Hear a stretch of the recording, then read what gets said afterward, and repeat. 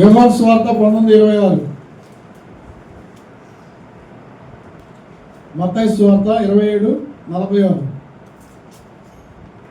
ఐదో మాట తర్వాత సమస్తమును అప్పటికి సమాప్తమైనదని యేసు వెలిగి లేఖనము నెరవేర్చినట్లు నేను తప్పికొనుచున్నాను అని ఐదో మాట. ఆరో మాట యోహాను సువార్త 19:30, యేసు ఆ చీర పుచ్చుకొని సమాప్తమైనదని చెప్పి ఆత్మను అప్పగించెను. యేసు ఆ చీరక పుచ్చుకొని అలవంచి ఆత్మను అప్పగించెను. హల్లెలూయా. ఏడో మాట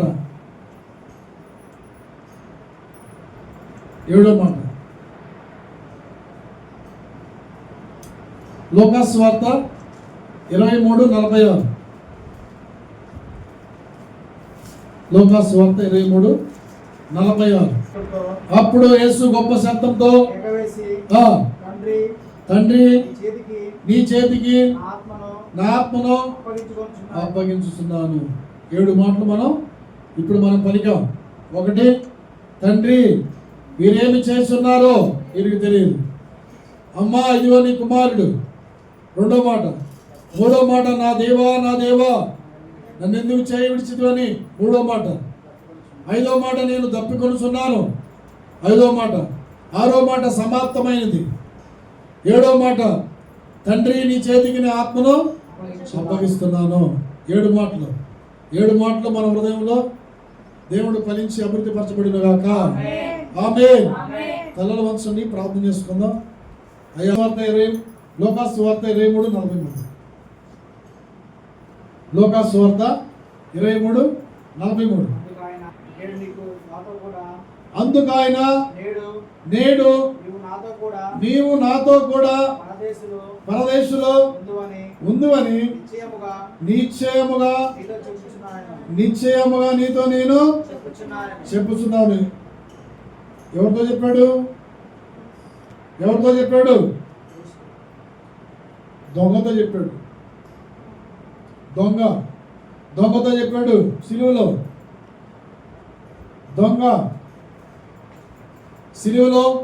సిలువ వేయబడేది ఎవరినంటే, శిక్షించేది ఎవరంటే నేరస్తుల్ని, కరడుగట్టిన నేరస్తుల్ని, దొంగల్ని. అప్పుడు రోమా ప్రభుత్వ కాలంలో సిలువ వేసేవారు. ఇద్దరు దొంగల్ని, ఎడమ పక్కన ఒక దొంగ, కుడి పక్కన ఒక దొంగ, ఇద్దరిని సిలువేయబడ్డారు. మధ్యలో యేసుక్రీస్తు వారు ఉన్నారు. ఉంటే ఒక దొంగ నేరస్తులు వేలాలు తీయబడిన ఆ నేరస్తుల్లో ఒకడు ఆయనను దూషించు, నీవు క్రీస్తువు కదా, నిన్ను నీవు రక్షించుకో, మమ్మల్ని కూడా రక్షించన్నాడు ఒక దొంగ. చూడండి, ఆయన రక్షించుకోలేడా? సహోదరి, రక్షించుకుంటాడు. ఆయన రక్షించుకోగల సమర్థుడు, శక్తిమంతుడు. ఈ దొంగ అంటున్నాడు, ఏమంటున్నాడంటే నీవు రక్షించుకొని మమ్మల్ని కూడా రక్షించని ఒక దొంగ అన్నాడు.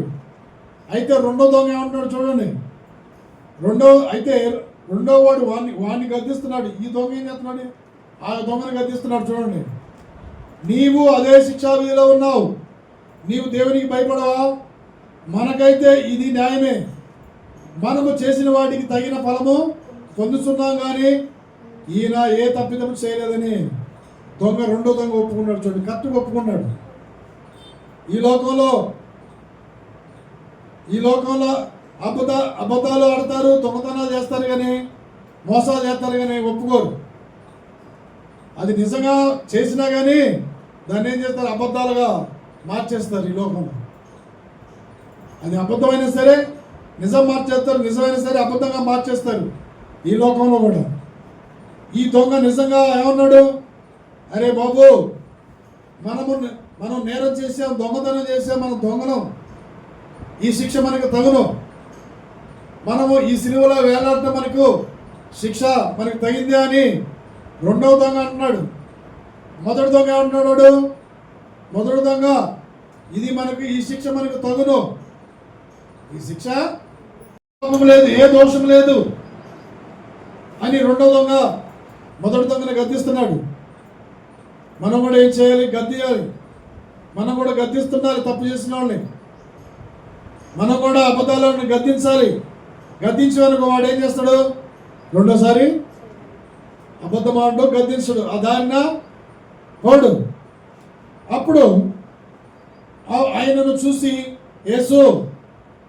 యేసు నీవు నీ రాజ్యంలోనికి వచ్చినప్పుడు నన్ను జ్ఞాపకం చేసుకున్నామని. అందుకు ఆయన వానితో, నేడు నీవు నాతో కూడా పరదేశంలో ఉందో నిశ్చయముగా నీతో చెప్తున్నాను అన్నాడు. యేసు ప్రభువు చూడు ఎంత ఎంత దయామయుడు, ఎంత జాలి హృదయుడు. ఏమంటున్నాడు? అయ్యా, ఈ శిక్ష మాకు తగునయ్యా, ఇది మేము శిక్ష అనుభవించవలసిందని రెండో దొంగ ఒప్పుకున్నాడు. మొదటి దొంగ ఒప్పుకోపోయేసరికి అప్పుడు అంటున్నాడు యేసు ప్రభువు ఏమన్నారు? నీవు కూడా పరదేశంలో నాతో ఉంటావని ఆ దొంగకి అభయం ఇచ్చాడు. ప్రియబిడ్డ, మనం చేసిన తప్పులు ఒప్పుకోవాలి, చేసిన పాపాలు మనం ఒప్పుకోవాలి, చేసిన దుష్టక్రియలన్నీ మనం ఒప్పుకొని విడిచిపెట్టాలి. ఒప్పుకుంటే నువ్వు దేవుని యొక్క కనికరం పొందుకుంటావు. ఒప్పుకోకుండా కప్పుకుంటే ఏమైంది? అది పాపం అయిపోతుంది, పెరిగిపోతుంటుంది. ఈ దొంగ ఒప్పుకున్నాడు కాబట్టి యేసు ప్రభు వారు ఏమంటున్నాడు? నీవు కూడా పరదేశంలో, పరలోక రాజ్యంలో నాతో పాటు కూడా ఉంటావు అని అభయం ఇచ్చాడు. నిన్ను, నీ పట్ల, నా పట్ల కూడా దేవుడు ఏం చేయాలి? అభయం ఇవ్వాలి. మనకి దేవుడు మనతో చెప్పాలి, నీలో ఏ పాపం లేదు, నీలో ఏ దోషం లేదని దేవుడు చూడాలి మనని. అప్పుడు మన పరదేశంలో కూడా మనం కూడా దేవునితో ఆనందిస్తాం. ఆయన సింహాసనం పక్కన కూడా మనం కూడా కూర్చొని యుగయుగాలు మనం కూడా న్యాయం తీరుస్తాం. ప్రియబిడ్డ, హల్లెలూయా, హల్లెలూయా. అందుకని మొదటి మాట ఏముందంటే, అందుకు ఆయన వానితో, నేడు నువ్వు నాతో కూడా పరదేశంలో ఉందని నిశ్చయముగా నీతో చెప్తున్నానన్నాడు. నిశ్చయం అంటే దాంట్లో ఇక సమస్య లేదు. మామూలుగా అనుమానంగా ఏం చెప్పలా, నిశ్చయం అని చెప్పాడు. తప్పగా, నిశ్చయం అంటే తప్పగా నేను నిన్ను నా పరదేశంలో నిన్ను చేర్చుకుంటాను. కాబట్టి యేసు ప్రభు వారు, యేసయ్య ఏ తప్పిదం చేయలేదు కానీ, ఏ దోషం చేయలేదు కానీ నేరస్తుల్లో ఒకటిగా ఎంచబడ్డాడు. నేరస్తుల్లో ఒకటిగా ఎంచబడ్డాడు. అన్యాయస్తుల్లో ఒకటిగా ఎంచబడ్డాడు. చూడండి ఎంత సహించాడో దేవుడు మన పాపాలన్నీ సహించాడు, మన యొక్క క్రియలన్నీ సహించాడు ఆయన. ప్రియ దేవుని బిడ్డలారా, మనం కూడా పరదేశంలో ఉండాలంటే మనలో ఏ పాపము కూడా మనలో ఉండకూడదు, మనలో ఏ దోషము కూడా ఉండకూడదు. దేవునికి ఏది కూడా మనలో, ఏ కపటం కూడా మనలో కనపడకూడదు. రెండో దొంగ ఒప్పుకున్నట్టు మనం కూడా ఒప్పుకోవాలి. ఒప్పుకుంటే నీవు కూడా పరదేశంలో చేరడం ఖాయం. హల్లెలూయా, హల్లెలూయా, హల్లెలూయా, హల్లెలూయా, హల్లెలూయా. తండ్రి వీరేమి చేస్తున్నారో వీరు ఎరగరు. తండ్రి వీరేమి చేస్తున్నారో వీరు ఎరగరు, వీరిని క్షమించు. యేసు ప్రభు వారిని ఏం చేస్తున్నారంటే సిలువ వేశారు. సిలువ వేసిన తర్వాత ఆయనని అపహసిస్తున్నారు. ఆయనను అపహసించి అప్పుడు యేసు, తండ్రి వీరేమి చేస్తున్నారో వీరెరుగురు కనుక వీరిని క్షమించమని చెప్పాను. చూడండి, వారు కపాలమనబడిన స్థలములకు వచ్చినప్పుడు అక్కడ కుడివైపున ఒకడను ఎడవైపున ఒకడను ఉన్నారు. అప్పుడు ఆ దొంగల మధ్యలో కూడా యేసు ప్రభు వారు కూడా ఒకడున్నారు. ఉన్నప్పుడు తండ్రిని వేడుకున్న ఏమని, తండ్రి వీరేమి చేస్తున్నారో వీరిని క్షమించయ్యా. యేసు ప్రభు వారు అన్ని బాధలు పెట్టు కానీ, అన్ని అవమానపరిచినా కానీ, ఒకటి తక్కువ 39 కరోనా దెబ్బలతో బాధించినా కానీ ఆయన నాన్న నుంచి ఒక మాట కూడా బదులు కొనట్లేదు. ఆయన ప్రేమ ఎలాంటిదో తెలుసా? ఆయన ప్రేమ శాశ్వతమైన ప్రేమ. ప్రేమించాడు. అన్ని శ్రమలు పడుతున్నా కానీ ఏమంటాడు తెలుసా? తండ్రి వీరేమి చేస్తున్నారు వీరిని క్షమించయ్యా. తండ్రి వీరేమి చేస్తున్నారో వీరిని క్షమించని తండ్రిని వేడుకున్నాడు. మనం కూడా ఏం చేయాలి? మన యొక్క తప్పు తండ్రి వీరేమి చేస్తున్నారో వీరిని క్షమించని దేవుడు క్షమాపణ అడిగాడు. మనం కూడా ఏం చేయాలి? మనం కూడా అయ్యా నా ఎదుట నాయన తప్పిదం చేసినప్పుడు అయ్యా నా సహోదరుని క్షమించాయా, నా సహోదరిని క్షమించాయా, నా సహోదరుని క్షమించని మనం కూడా ఏం చేయాలి? క్షమాపణ అడగాలి. అయ్యా వారు తెలియజేశారయ్యా, వారు నా పట్ల క్షమించాయా అని మనం కూడా ఏం చేయాలి? క్షమించే గుణం కలిగి ఉండాలి. ప్రియబిడ్డ హల్లెలూయా, హల్లెలూయా, హల్లెలూయా. మనం కూడా క్షమిస్తే తప్పగా ఆయన పరదేశంలో మనం కూడా చేరతాం. రెండో మాట, అమ్మా ఇదిగో నీ కుమారుడు. యోహాను సువార్త 19:26. యోహాను సువార్త 19:26.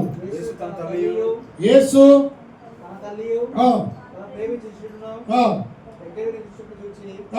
అమ్మ ఇదిగో నీ కుమారుడు అని తన తల్లితో చెప్పాను. తర్వాత శిశువు చూచి ఇదిగో నీ తల్లి అని చెప్పాను. ఆ గడియ నుండి ఆ శిశువు ఆమెను తన ఇంట్లో తెచ్చుకున్నాడు. ఆమెను తన అమ్మా ఇదిగో నీ కుమారుడు, అమ్మా ఇదిగో నీ కుమారుడు అని ఎవరితో చెప్తున్నాడు? తన తల్లితో చెప్పాడు. కుమారుడు ఏమని చెప్తున్నాడు? కుమారుడు ఏం చెబుతున్నాడు?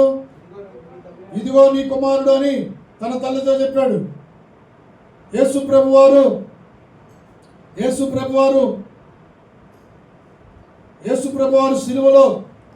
సిలువలో ఉన్నప్పుడు సిలువ వేయబడి కపాలపు స్థలమునికి సమీపేమండిను. అది ఎబ్రీ గ్రీకు భాషలో వ్రాయబడిన కనుక యూదుల రాజని వాడు చెప్పినట్టుగా వ్రాయడం కానీ యూదుల రాజని వ్రాయవద్దని యూదుల ప్రధాన యాజకుల పిలాతు చెప్పగా పిలాతు నేను వ్రాసినదేదో వ్రాస్తున్నాను. సైనికులు యేసును సిలువ వేసిన తర్వాత ఆయన వస్త్రాలు తీసుకొని ఒక్కొక్కరికి సైనికులు ఒక్కొక్క భాగం వచ్చినట్టుగా వాటిని 4 భాగాలకు చేశారు. అంగిని కూడా తీసివేసి అంగి కుట్లేక పైనుండి యావత్తు నేయబడింది కనుక వారు దానికి చెప్పగా అది ఎవరికి వచ్చునో దాని కోసం చీట్లు వేశారు. వస్త్రాలు పంచుకున్నారు. లేఖనము నెరవేరినట్టు జరిగింది. ఇందుకే సైనికులు ఇలాగ చేశారు. సైనికులు ఏం చేశారు? ఆయన వస్త్రాలు పంచుకున్నారు చీట్లు వేసి. చూడండి, ఆయన వస్త్రాలు చీట్లు వేసి పంచుకున్నారండి. పైన శిలువ మీద INR అని రాసి ఉంటుంది. నజరేతైనా INRI నజరేతు అంటే INRI రాసి ఉంది. నజరేయుడైన యేసు అని. ప్రియ దేవుని బిడ్డలారా, అక్కడ సిలువ వేయబడిన దగ్గర ఆయన తల్లి సహోదరియు క్లోపా భార్య మరియయు మగ్దలేన మరియు యేసు సిలువ వద్ద నిలుచుండి యేసు తన తల్లియు తాను ప్రేమించిన శిష్యుడును ఉన్నారు. యేసు యొక్క తల్లి తాను ప్రేమించిన శిష్యుడు ఎవరు? యోహాను. తాను ప్రేమించిన శిష్యుడు యోహాను. ఆయన కూడా ఉన్నారు. అప్పుడు అంటున్నాడు, ఏమనంటాడంటే యేసు ఇదిగో నీ కుమారుడు అని తన తల్లితో చెప్పాడు. ఇదిగో నీ కుమారుడు అని తన తల్లితో చెప్పాడు. ఎవరిని? యోహాను గారు తన తల్లితో చెప్పాడు. అప్పుడు యేసు ప్రభువారు మరలా తిరిగి ఏమని చెప్తున్నాడంటే అది శిష్యును చూసి ఇదిగో నీ తల్లి అని చెప్పాడు. తన తల్లిని తన శిష్యుడికి అప్పచెప్తున్నాడు. ప్రియ దేవుని బిడ్డలారా, యేసు ప్రభువారు సిలువలో ఉన్నప్పుడు ఆయన తన తల్లిని ఎవరికి అప్పచెప్పాడంటే యోహాను తన ప్రియమైన శిష్యుడికి అప్పచెప్పాడు. అన్ని ఈ రోజుల్లో తల్లిని తండ్రిని సరిగా చూసేవాళ్ళు ఈ లోకంలో ఎవరు లేరు. తల్లిని తండ్రిని మరి అక్కడికి వెళ్తున్నప్పుడు ఒకరికి బాధ్యత అప్పచెప్పాలి. అలాగా బాధ్యత అప్పచెప్పకుండా వారి ఇష్టానుసారంగా ఈ లోకంలో వెళ్ళిపోతుంటారు. అయితే యేసు ప్రభువారు ఆయన సిలువలో తన తల్లిని మన ప్రియమైన శిష్యుడికి యోహాను గారికి అప్పచెప్పాడు. ప్రియ దేవుని బిడ్డలారా, ఇదిగో నీ తల్లి. ఏమని నీవు ఈ రోజు నుంచి మంచిగా ఆమెని అన్నీ కూడా నువ్వు అన్ని సౌకర్యాలుగా మంచిగా చూసుకోవాలి. ఆమెను ప్రేమించాలి. ఆమెకు కావాల్సినంత నువ్వు అన్నీ కూడా నువ్వు సమకూర్చాలని దేవుడు తన యొక్క తల్లిని ఏం చేశాడంటే తన ప్రియమైన శిష్యుడికి అప్పచెప్పే ప్రియబిడ్డ. హల్లెలూయా, హల్లెలూయా, హల్లెలూయా. అందుకని తల్లిని తండ్రిని ఎప్పుడు కూడా మనము ఎడబాయకూడదు. తల్లిని తండ్రిని మనం ప్రేమించేవారిగా ఉండాలి. తల్లిని తండ్రిని ఆదరించేవారిగా మనం ఉండాలి. తండ్రి మాట వినాలి, తల్లి మాటకు లోబడాలి. తల్లిని తండ్రిని మనం ఎప్పుడు కూడా విడిచిపెట్టి మనము ఎక్కడికి కూడా మనం వెళ్ళకూడదు. అందుకని తండ్రి మాట వినాలి. తండ్రి మాట వినవాడు తల్లిదండ్రుల మాట వినను వాడి వాని యొక్క కనుగుడ్లను లోయగా తిరుగుతాయని సామెతలు 31వ అధ్యాయంలో ఉంటుంది ప్రియబిడ్డ. అందుకని తల్లిదండ్రుల మాట మనం వినాలి. ఈ లోకంలో తల్లిదండ్రుల మాట విన్న ఎందరో ఈ లోకాన్ని విడిచిపోయారు. తల్లిని అపహసించి తండ్రిని అపహసించి ముదిగి వయసులోని తల్లిని విడిచిపెట్టి సరిగ్గా తల్లిదండ్రులను చూసుకోకుండా ఆహారం పెట్టకుండా రోడ్ల మీద భార్యను పడవేసిన వాళ్ళు ఎందరో లేకపోలేదు ఈ లోకంలో ప్రియబిడ్డ. యేసు ప్రభు వారు అయితే తన తల్లిని విడిచిపెట్టలేదు. యేసు ప్రభు వారు తన తల్లిని మరియమ్మ తల్లిని తన ప్రియమైన శిష్యుడి అయిన యోహాను గారికి అప్పచెప్పాడు. చూడండి ఎంత బాధ్యత చూడండి. తల్లిదండ్రుల పట్ల బాధ్యత తీసుకోవాలి. నేను తల్లిని తండ్రిని ఎప్పుడు కూడా మర్చిపోకూడదు. కన్న తల్లిదండ్రులని. ఈ లోకంలో తండ్రిని తల్లిని బజారు మీద విడిచిపెడితే వారు భిక్ష వెతుకునే వాళ్ళు చాలామంది ఉన్నారు. కోడలు పెట్టకుండా కొడుకు సరిగా చూడకుండా తల్లిదండ్రులు ఎందరో రోడ్డు మీద చాలామంది ఉన్నారు. చూడండి వాళ్ళు ఒక్కోసారి వాళ్ళ మాటలు సహాయం చేసినప్పుడు వారు చెప్పే మాటలు ఎలా ఉంటుంది తెలుసా? వీడు నా కడుపును పుట్టపోయినా పోయేది చిన్నప్పుడే ఒక గొంతులో ఒక వడ్ల గింజ ఎత్తే ఎంత బాగుండేదో అని అంత అనుకునేవాళ్ళు. నిజం, నేను విన్నాను.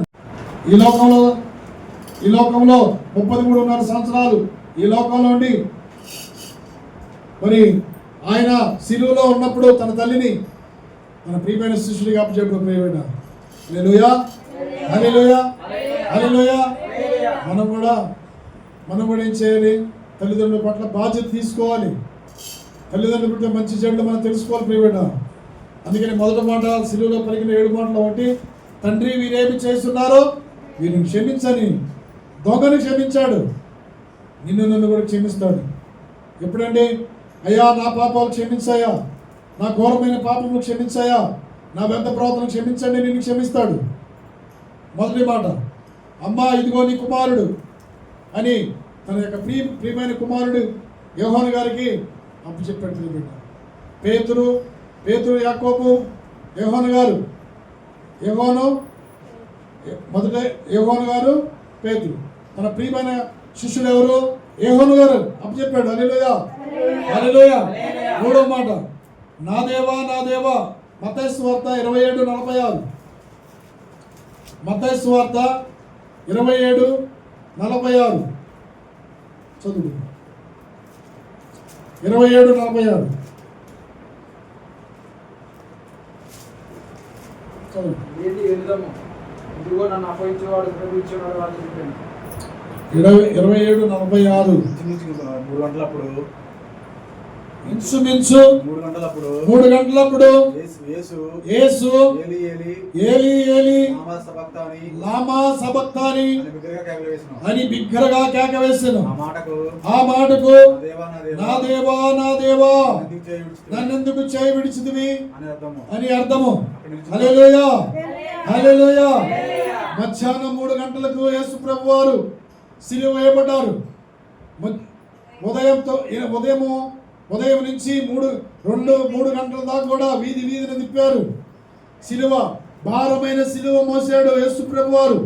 వీధి అంటే మన ఇట్లా బజారు ఇట్లా ప్లేన్గా ఉండే కాదు, ఎత్తు పొలాలు ఉండేవి, కొండలు గొట్లన్నీ మొత్తం దాటించుకొస్తూ సిలువను మోపించారు యేసు ప్రభు వారు. ఆ సిలువను మోస్తూ, ఎంత భారమైన సిలువ మోస్తూ ఎన్నో శ్రమలు పడ్డాడు. కింద పడతా లెగుస్తా ఎన్ని శ్రమలు పడ్డాడు. అప్పుడు ఈ 3వ, నా దేవా నా దేవా నన్నెందుకు చేయి విడిచితివి ఇంచుమించు మూడు గంటలప్పుడు యేసు ఆ మాట పలుకుతున్నాడు సిలువలో, నా దేవా ఏలీ ఏలీ లామా సబక్తమా అనగా, నా దేవా నన్నెందుకు చేయి విడిచితివి. గ్రీక్ భాషలో మాట్లాడుతున్నారు. ఏలీ ఏలీ లామా సబక్తాని అంటే, నా దేవా నన్నెందుకు చేయి విడిచితివి అని దేవుణ్ణి అక్కడ వేడుకుంటున్నాడు. చూడండి, చేయి విడిచి మన చేయి పట్టుకుంటారు. మనతో స్నేహం చేస్తూనే ఉంటారు. మనల్ని ఏం చేస్తారు? విడిచిపోతారు.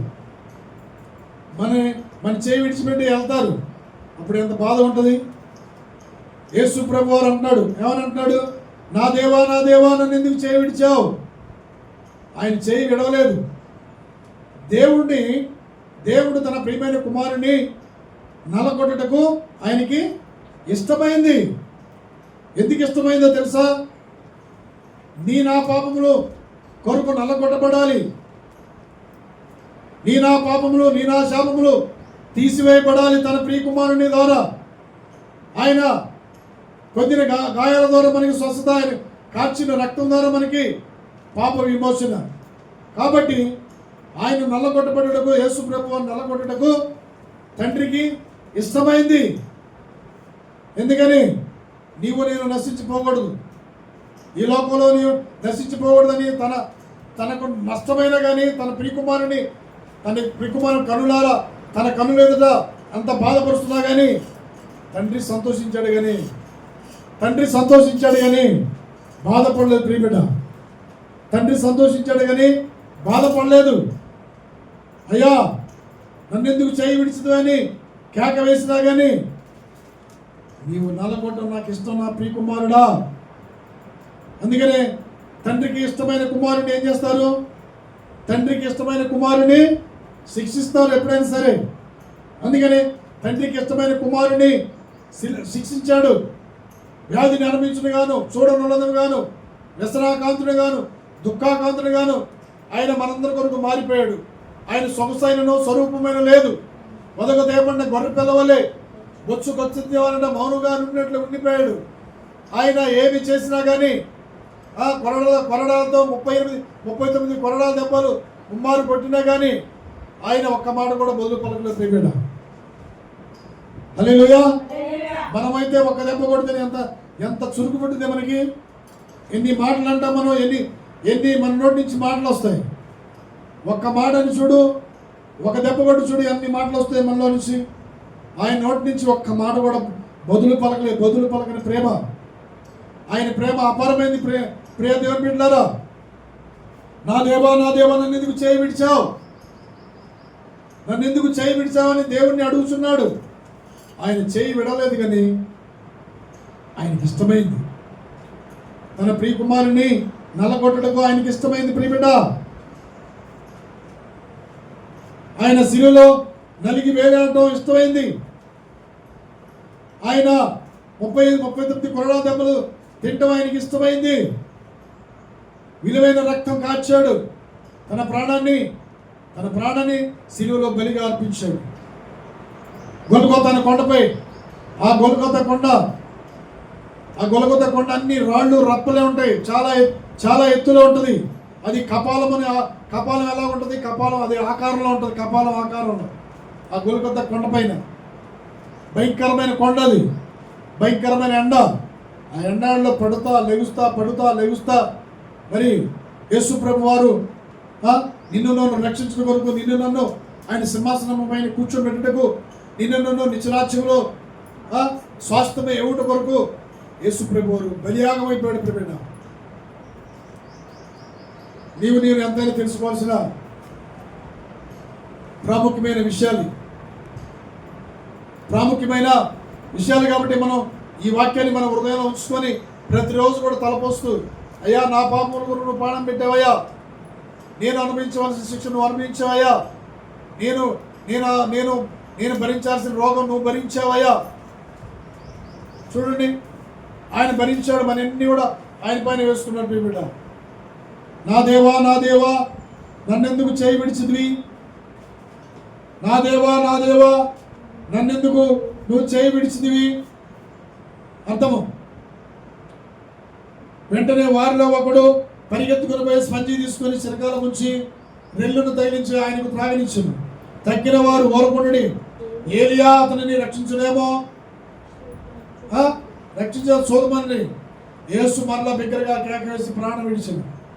అప్పుడు దేవాలయము తెర పైనుండి క్రిందకి రెండుగా చినిగను, భూమి వణికను, బండలు బ్రద్దలాయను, సమాధులు తెరవబడిను, నిద్రించిన అనేకులు పరిశుద్ధుల శరీరం వేసింది. వారు సమాధుల్లోని బయటకు వచ్చి ఆయన లేచిన తర్వాత పరిశుద్ధ పట్టణంలో ప్రవేశించి అనేకులకు ఆగబడ్డారు. చూడండి, ఆయన చనిపోగా సిలువలో చనిపోయి చూడగా సమాధిలో నుంచి లేపబడ్డారు చనిపోయిన వారు. బండలు బ్రద్దలైపోయి ఆకాశము తెర రెండుగా చినిగిపోయింది. చూడండి, మరి ఆయన పరిశుద్ధులు కాబట్టి, నీతిమంతులు కాబట్టి ఆయన చేదు చెరకల స్పంజిని ఆయనకి అందించారు. చేదు సమస్తము ఆయనదైతే, సమస్తము ఆయన మాట ద్వారా కలుగు చేస్తే ఆయనకి చేదుతో కలిపిన ఆ స్పంజిని అందిస్తున్నారండి. చూడండి ఎంత ఘోరంగా యేసు ప్రభు వారిని మరి చిత్రహింసలు పెట్టారు. అయినా కానీ ఆయన భరించాడు. ప్రియబిడ్డ, మొదటి మాట, తండ్రి వీరేమి చేస్తున్నారు వీరు ఎరుగురు. అమ్మా ఇదిగో నీ కుమారుడు. నా దేవా నన్ను ఎందుకు చేయవిడిచిందని. మూడో మాట. నాలుగో మాట, ఐదో మాట, నేను దప్పిక కొనుచున్నాను.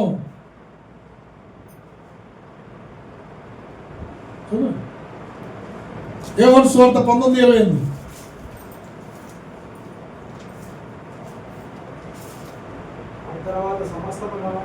అటు తర్వాత సమస్తమును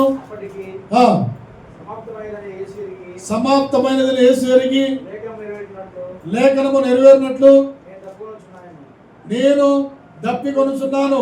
యోహాను సువార్త 19:26. 19:26.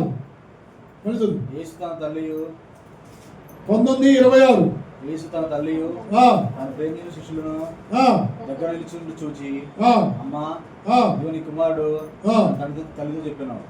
తర్వాత శిష్యుని చూచి ఇదిగో తల్లి అని చెప్పాను. అక్కడి నుండి ఆ శిష్యుడు ఆమె తన ఇంట అది చేర్చుకున్నాను.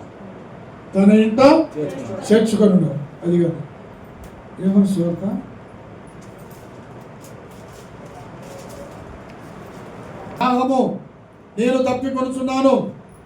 నేను దప్పికొనుచున్నాను అని అన్నప్పుడు వారిలో ఒకడు ఏం చేశాడు? స్పంజి తీసుకెళ్ళి చేదుని ముంచి అందించబోతున్నాడు. చేదు కటికి చేదు నీళ్లు. చూడండి, దప్పి కంటే ఆ దప్పి కాదు, ఆత్మదాహము. ఆత్మలు రక్షించబడాలి. నశించిపోయే ఆత్మలు రక్షించబడాలి. ఎవరు కూడా నశించిపోవడానికి ఆయనకి ఇష్టం లేదు. ప్రతి ఒక్క ఆత్మ కూడా రక్షించి నిత్య జీవానికి వారసులు అవ్వాలి. అది ఆత్మదాహము. వారికి తెలియలేదు.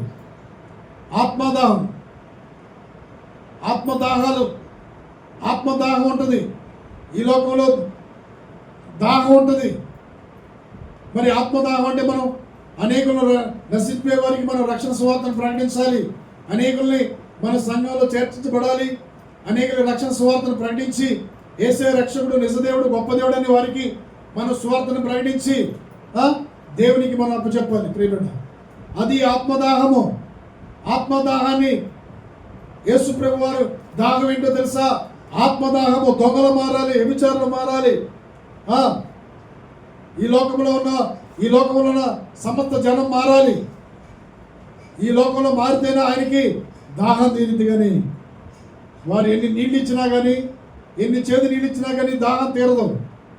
ఆయనది ఒకటే దాహం, ఆత్మల భారము. ఆత్మలు రక్షించాలి. ఆత్మలన్నీ కూడా నిత్య జీవంలో ప్రవేశించాలని ఆయన యొక్క ఆత్మదాహము. హల్లెలూయా, హల్లెలూయా, హల్లెలూయా, హల్లెలూయా. ఆరోది సమాప్తమైనది. లూకాసు సువార్త 23:46. లూకాసు సువార్త 23:46. అప్పుడు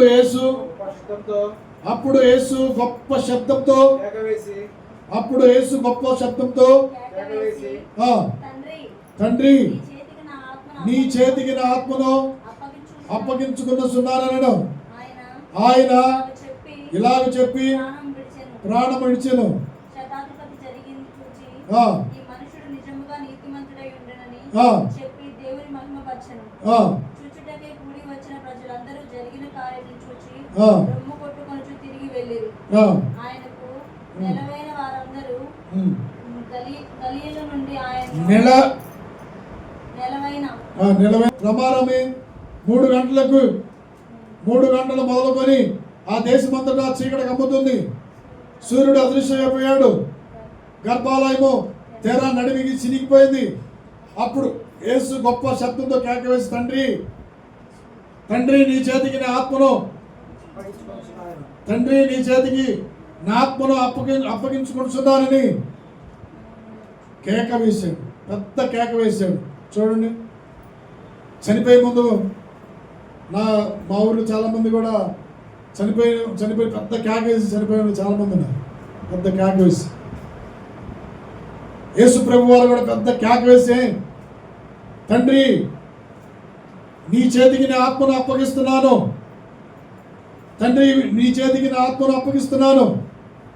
నేను అయ్యా నా గిన్నె నిండి పొర్లిపోయింది. నీవు నాకు అప్పచెప్పిందంతా కూడా నేను నెరవేర్చాను. నువ్వు నాకు అప్పచెప్పినంత కూడా నేను తూచా తప్పకుండా నేను నెరవేర్చాను. ఈ లోకానికి వచ్చాను. ఈ లోకానికి వచ్చి పాపులకి రక్షణ స్వార్థం ప్రకటించాను. పాపులను రక్షించాను. అనేక చోట్ల మేలు చేశాను. అనేకులను స్వస్థపరిచాను. ఈ లోకంలో శ్రమపడ్డాను. ఈ లోకంలో అవమానపడ్డాను, నిందలపడ్డాను, ఉమ్మివేయబడ్డాను. నన్ను అపహసించబడ్డారు. సిలువలో నన్ను నల్లగొట్టబడ్డాడు. 39 కొరడా దెబ్బలను నేను అనుభవించాను. సిలువలో విలువైన రక్తం కార్చి అయ్యా నువ్వు అప్పచెప్పిందంతా కూడా నువ్వు నాకు చెప్పిందంతా కూడా నేను తోసా తప్పగా పాటించానయ్యా. సమాప్తమైనది. నా తండ్రి నీ చేతికి నా ఆత్మను నేను అప్పచెప్తున్నాను. అయ్యా నా ఆత్మను నీ చేతికి అప్పచెప్తున్నానయ్యా. నీ సమస్తమును నేను జరిగించాను పని. ఒక పని అప్పచెప్పినప్పుడు ఎవరికైనా ఒక పని అప్పచెప్పినప్పుడు ఆ పని ఎలా చేయాలి? అది సమాప్తం అయిపోయినంత కూడా ఆ పని మనము చేయాలి. ఒక పని ఒకరికి అప్పచెప్పిన ఆ పని చేయాలి. అంతేగాని ఈ పని చేయకుండా ఇంకో పనిలో పనికి పోతే ఎలా ఉంటుంది? ఆ పని చేయలేము, ఈ పని చేయలేము. ఏదైనా సరే ఒక్క పని మీద మనం ఉండాలి ధ్యాస. హల్లెలూయా. ఒక్క పనే చేయాలి. కానీ మా ఫ్రెండ్ ఒకడు ఉండేవాడు. రెండు పనులు చేసేవాడు. 2 పనులు చేసి ఏమైపోయాడు? నడమచ్చ ఇరుక్కుపోయాడు. చూడండి, నేను చెప్పాను అది చేయొద్దు ఇది చేయొద్దు, ఒకటే పని చేయంటే ఏమైంది? 2 పనులు చేస్తే రెండింటిలో లాభం వచ్చిందండి. రెండింటిలో కాదు, దాంట్లో లాభం లేదు, దీంట్లో లాభం లేదు, మొత్తం లాస్ వచ్చేసింది. చివరికి అన్నీ అయిపోయాడు. చూడండి, ఒక పని మీద మనం అప్పచెప్పినప్పుడు ఎవరైనా మనకి ఒక పనే చేసుకోవాలి. ఆ పని మీద మనం నిమగ్నమై ఉండాలి.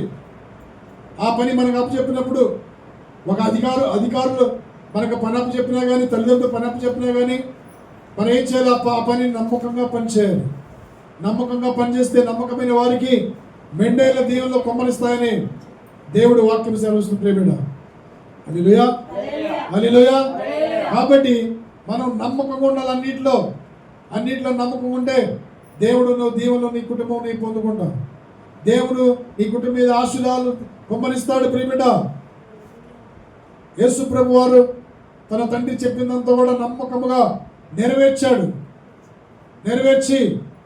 తన యొక్క ఆత్మను తండ్రి చేతికి అప్పచెప్పాడు. అయ్యా నా ఆత్మను నీ చేతికి అప్పచెప్తున్నాను అయ్యా అని ప్రార్థించాడు సిలువలో. మనం కూడా ఏం చేయాలి? అయ్యా నాయనా మా కుటుంబాన్ని మీ చేతులకు అప్పచెప్తున్నానయ్యా, మా ఆత్మను మీ చేతులకు అప్పచెప్తున్నానయ్యా, మీ చిత్త ప్రకారమైన నాయన జరిగించండి అయ్యా, మీ చిత్త ప్రకారం నడిపించడానికి మనం కూడా ఏం చేయాలి? ఆయన చేతికి అప్పచెప్పాలి. అయ్యా ఈ పని మేము జరిగిస్తున్నామయ్యా, ఈరోజు ఇక్కడ ప్రయాణం వెళ్తున్నామయ్యా అని మనం ఏం చేయాలి? తండ్రి నీ చేతికి అప్పచెప్తున్నామయ్యా అని దేవుడి చేతికి అప్పచెప్పాలి. దేవుడి చిత్తానుసారంగా మనం బయలుదేరి వెళ్ళాలి. ప్రియబిడ్డ యేసు ప్రభు వారు తండ్రి చిత్తమంతా నెరవేర్చాడు. సిలువలో నలిగి వేలాడాడు. తన ప్రాణాన్ని పోగొట్టాడు, తన ప్రాణానంతా కూడా అర్పించాడు యేసు ప్రభు వారు. శిలువలో నలిగి వేలాడాడు. ప్రియమిడా, ఎందుకో తెలుసా? నీవు నేను ఈరోజు ఇలా క్షేమంగా ఉన్నావంటే, నీవు నేను ఈరోజు ఇక్కడ సంతోషంగా ఉన్నావంటే ఆయన కృపే, ఆయన యొక్క త్యాగమే, ఆయన యొక్క త్యాగ ఫలితమే ప్రియమిడా. ఎందుకంటే నీవు నేను నశించిపోకూడదు, నీవు నేను నరకంలో పడిపోకూడదని ఆయన యొక్క అభిలాష. ఆయన నువ్వు నేను నరకంలో యాత్ర, నరకంలో ఏముంటుంది? అక్కడ అగ్ని ఆరదు, పురుగు సావదు, ఆకలి ఆకలి ఆకలి ఆకలి అవుతున్నా కానీ ఆకలి కూడా తీరదు, దాహం అవుతున్నా కానీ దాహం తీరదు. ప్రియమిడ, మనం ఈ లోకంలో ఉండగానే శరీరులుగా మనం ఉండగానే ఈరోజు మనం ఏం చేయాలి?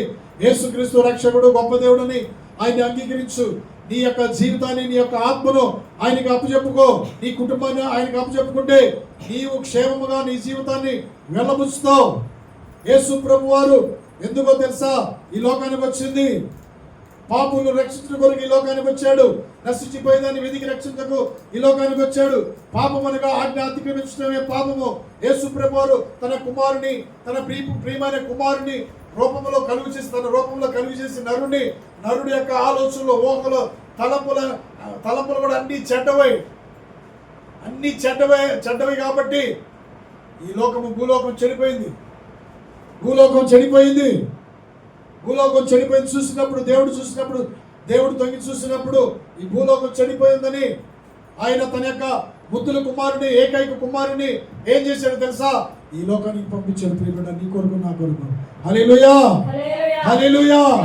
అందుకని ఈరోజు గుడ్ ఫ్రైడే ఏంటంటే మనందరి కొరకు యేసు ప్రభు వారు ఈరోజు శుభ శుక్రవారం రోజు చనిపోయాడు. ఈరోజు చనిపోయాడు.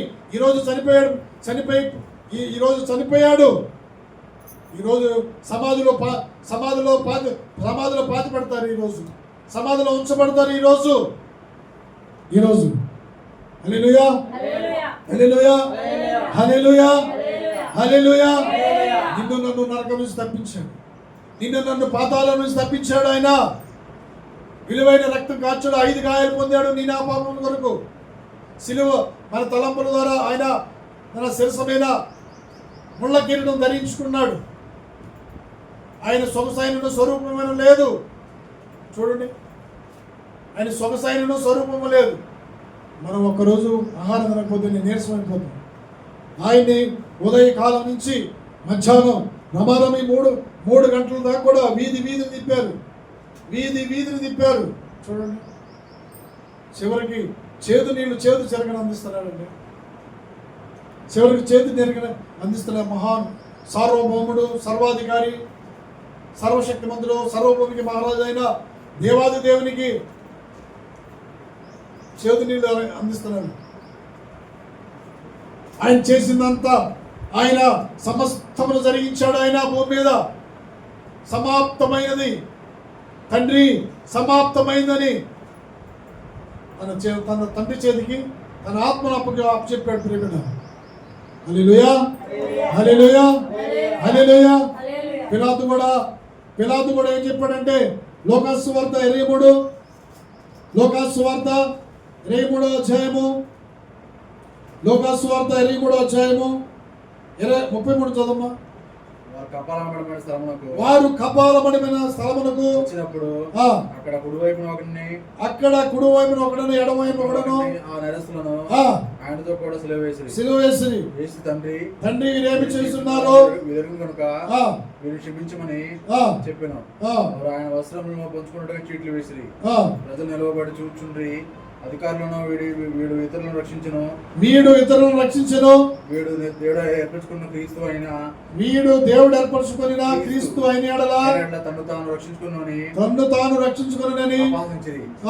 అంతటా సైనికులు అపహసించారు. చూడండి, యేసు ప్రభు అని ఏమన్నా తెలుసా? ఏమనంటారు? అధికారులు ఏమనంటారు? వీడు రక్షిస్తాడంట, పాపులను రక్షిస్తాడంట, దేవాలయాన్ని పడగొట్టి 3వ దినం లేపుతానంటారు. దేవాలయం అంటే వాళ్ళకి అర్థం కాల. దేవాలయం అంటే ఈ దేహమే దేవుని ఆలయం కాబట్టి మనం చనిపోయినా కానీ 3వ దినం లేపుతానని దాని యొక్క అర్థం. ప్రియబిడ్డ, అధికారులు ఏమన్నా తెలుసా?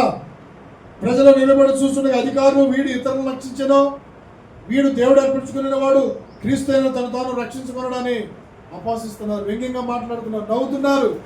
చూడండి, ఆయన సిలువలో అంత బాధపడుతుంటే, ఆయన సిలువలో అంత తన యొక్క ప్రాణాన్ని త్యాగం చేస్తే వీళ్ళు ఏం చేస్తున్నారు? అపహసిస్తున్నారు, వ్యంగ్యంగా మాట్లాడుతున్నారు. వీడు ఇతరులను రక్షించాడా? తను తాను రక్షించుకోలేడా?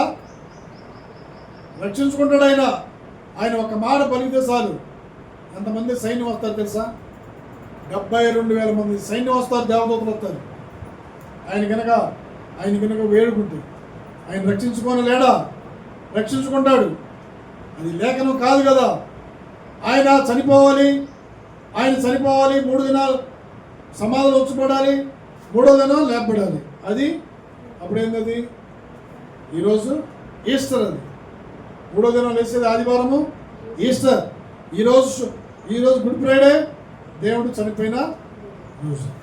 అందుకని ఆయన రక్షించుకోలేడా? రక్షించుకుంటాడు, తప్పక రక్షించుకుంటాడు. ఆయన అంటాడు, నేను ఇప్పుడు తండ్రిని ఏడుకుంటే మీరు అనుకుంటున్నారేమో, నేను తండ్రిని ఇప్పుడు ఏడుకున్నాను అనుకో, ఎంతమంది సైన్యం వచ్చింది చూద్దాం. మత్తయి సువార్త 26వ అధ్యాయము 53 చదవండి. మత్తయి సువార్త 26వ అధ్యాయము 53 చదవని రమ్మని.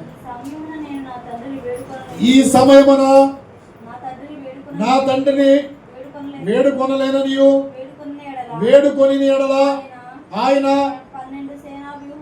12 సేనా వ్యూహముల కంటే ఎక్కువ మంది దూతలను ఇప్పుడే నాకు పంపడని నువ్వు అనుకుంటున్నావా? చూడండి, ఆయన వేడుకుంటే ఎంతమందిని? 12 సేనాలంటే 12 ఆరులు ఎంత? 72,000 మంది. 72,000 మంది దేవదూతలు వస్తే ఒక దేవదూత ఎంతమందిని చెప్పిందండి? 1,85,000 మంది తప్పింది. అశ్షూరు యొక్క రాజు యొక్క రాజ్యంలో దూరి 1,85,000 మంది ఒక దేవదూత చంపితే 72,000 మంది దేవదూతలు అయితే ఇక నిలవగలుగుతారు వాళ్ళు? ఆయన వేడుకున్నావు, నువ్వు నిన్ను రక్షించుకోలేడా? దాన్ని పోతాడు కూడా అంటున్నారు, నువ్వు రక్షించుకోయా? రక్షించుకోలేడు. రక్షించుకునే సమర్థుడు అయినా అయితే లేఖనం అలా లేదు కదా. లేఖనం నెరవేరాలి. ఆయన అందరి చేత అపహసించబడాలి, కొరలతో కొట్టబడాలి, 5 గాయాలు పొందాలి, సిలువలో శ్రమలు పడాలి, చనిపోవాలి, చనిపోయి సమాధిలో ఉంచబడాలి, 3వ దినమున తిరిగి లెగవాలని లేఖనం. అది ఆ లేఖనము నెరవేర్చినప్పుడే ఆయనకి ఇష్టమైన ప్రియ కుమారుడు. హల్లెలూయా. చదువుకుందాం. మత్తయి సువార్త 16వ అధ్యాయము 24వ వచనం.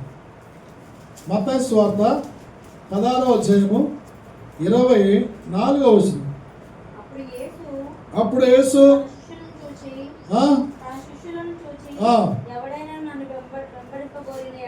ఎవడైనా వెంబడింపబడిన యెడల తన్ను తాను ఉపేక్షించుకొని శిలువనెత్తుకొని చదువు.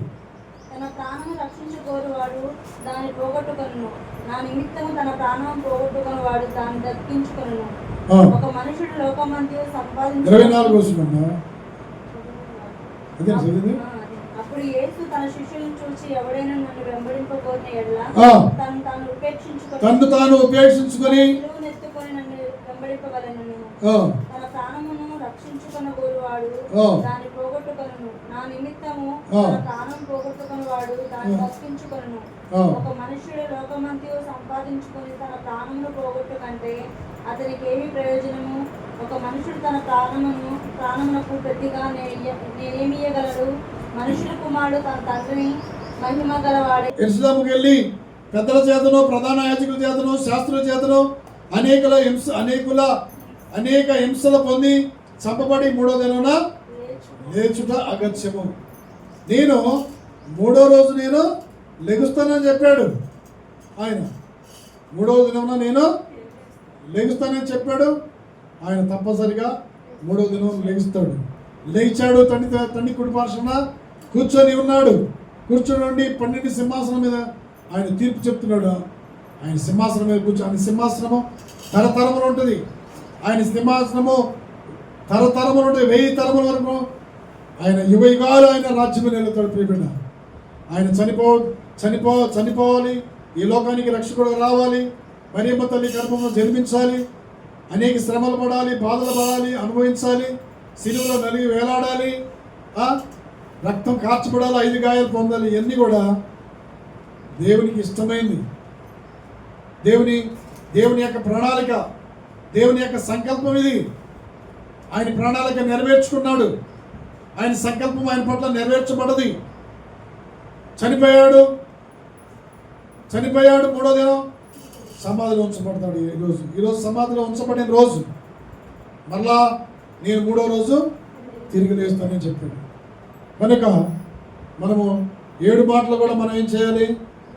మన 7 మాటలు కూడా మనం కంపల్సరీ మన హృదయంలో ఉంచుకొని ఆ వాక్యానుసారంగా మనం నడుచుకోవాలి. తండ్రి, మీరేమి చేస్తున్నారో వీరిని క్షమించు.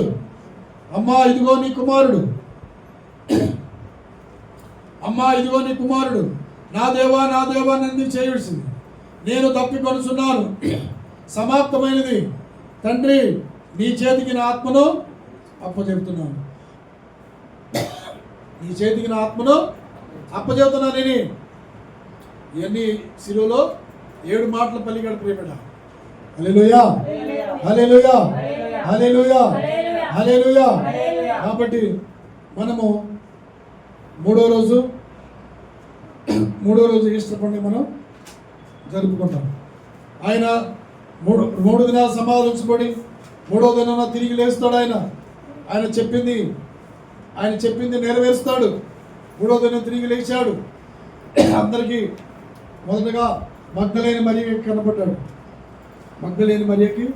కనపడ్డాడు. తర్వాత శిష్యులకి కనపడ్డాడు. ప్రియబిడ్డ, కాబట్టి ఆయన మాట ఇచ్చి నెరవేర్చే దేవుడు. కాబట్టి ఆయన మళ్ళా తిరిగి రానైన దేవుడు మళ్ళా ఆయన తన యొక్క వేవేల పరివారంతో నీ కొరకు, నా కొరకు, ఆయన పరిశుద్ధుల కొరకు తిరిగి దేవదూతలతో పరివారంతో రానే ఉన్న దేవుడు. కాబట్టి మనం ఆయన కొరకు కనిపెట్టుకోవాలి.